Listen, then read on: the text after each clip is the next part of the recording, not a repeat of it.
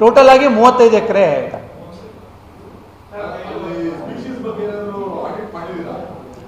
Species wild animals ಹೇಳ್ತಾ ಇದ್ದೀರಾ? Wild ಅನಿಮಲ್ಸಲ್ಲಿ ನಾನು ಹೇಳಿದಾಗೆ ರೆಪ್ಟೈಲ್ಸ್ ಮತ್ತು ಗ್ರೌಂಡ್ ನೆಸ್ಟಿಂಗ್ ಬರ್ಡ್ಸನ್ನ ಮೇಲ್ನೋಟಕ್ಕೆ ಚೆಕ್ ಮಾಡಿದಾಗ ಯಾವುದೂ ಸುಟ್ಟಿಲ್ಲ. ಗ್ರೌಂಡ್ ನೆಸ್ಟು ಸ್ವಲ್ಪ ಟೈಮ್ ತಗೊಳುತ್ತೆ, ಬಿಕಾಸ್ 35 ಎಕರೆ ದೊಡ್ಡ ಏರಿಯಾ ಇರೋದ್ರಿಂದ ಭಾಳಷ್ಟು ಕಡೆ ನಮ್ಮದು ಆ್ಯಕ್ಸಸ್ ಕೂಡ ಸಿಗೋದಿಲ್ಲ. ಹಾಗಾಗಿ ಪುನಃ ಅದು ಇವತ್ತು ಮತ್ತು ನಾಳೆ 2 ದಿನ ನಾವು ಚೆಕ್ ಮಾಡ್ತೀವಿ.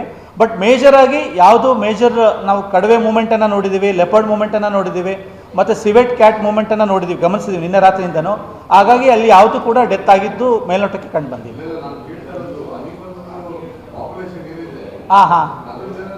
ಹೌದೌದು. ಅದು ಲಾಸ್ಟ್ 23 ಜುಲೈಯಲ್ಲಿ ಒಂದು ಕ್ಯಾಮ್ರಾ ಬೇಸ್ಡ್ ಮಾನಿಟರಿಂಗ್ ಮಾಡಿದ್ವಿ.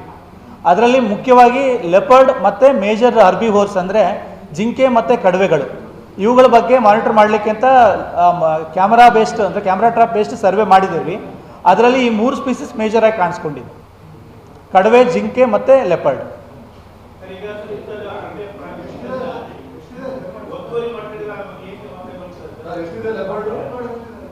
ಲೆಪರ್ಡ್ ಆವಾಗ ನಾವು ಮಾನಿಟರ್ ಮಾಡಿದಾಗ 5 ಲೆಪರ್ಡ್ಗಳು ಕಾಣಿಸ್ಕೊಂಡಿತ್ತು. ಇವಾಗ 2 ಹೊಸದಾಗಿ ಮರಿಗಳು ಕಾಣಿಸ್ಕೊಂಡಿದೆ ಅಂದರೆ ಪ್ರಾಯಶಃ +2 ಆಗುತ್ತೆ ಅಷ್ಟೇ.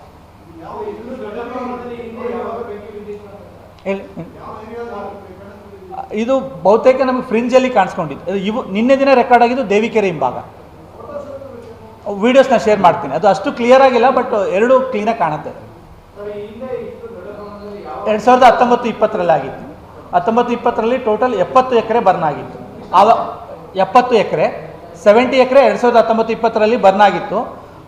ಆ ಟೈಮಲ್ಲಿ ನಾವು ಕೋಡೇಸಿಂದ ಮೇಲ್ಗಡೆಗೆ, ಅಂದರೆ ಈಗ ನೀವು ಗಮನಿಸ್ಬೋದು, ನಾವು ಚಾಮುಂಡಿ ಬೆಟ್ಟ ಹೋಗುವಾಗ ವ್ಯೂ ಪಾಯಿಂಟಿಂದ ಕೆಳಗಡೆ ಮಾತ್ರ ಬರ್ನ್ ಆಗಿರ್ತಕ್ಕಂಥದ್ದು. ಕಳೆದ ಬಾರಿ 19-20 ಆದಾಗ ಮೇಲ್ಗಡೆ ಭಾಗಕ್ಕೂ ಕೂಡ ಬೆಂಕಿ ವ್ಯಾಪಿಸಿತ್ತು. 35 ಎಕರೆ 35 ಎಕರೆ ಹೌದು. ನಾವು ಬೇಸಿಕಲಿ ದಿಶಾಂಕಲ್ಲಿ ನಮಗೆ ಏರಿಯಾ ಬರ್ಂಟ್ ಗೊತ್ತಾಗುತ್ತೆ. ದಿಶಾಂಕಲ್ಲಿ ಅಲ್ಲಿ ಮೆಜರ್ಮೆಂಟ್ ಟೂಲ್ ಅಂತ ಇರುತ್ತೆ. ಆ ಏರಿಯಾದ ಮೇಲೆ ನಾವು ಆ ಟೂಲನ್ನು ಬಳಸ್ಕೊಂಡು ಏರಿಯಾ ಕ್ಯಾಲ್ಕುಲೇಟ್ ಮಾಡ್ಬೋದು.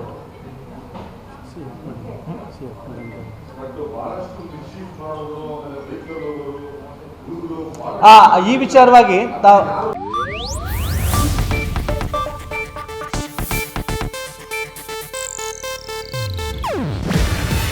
ಇದು ಏಷ್ಯಾನೆಟ್ ನ್ಯೂಸ್ ನೆಟ್ವರ್ಕ್ ಪ್ರಸ್ತುತಿ.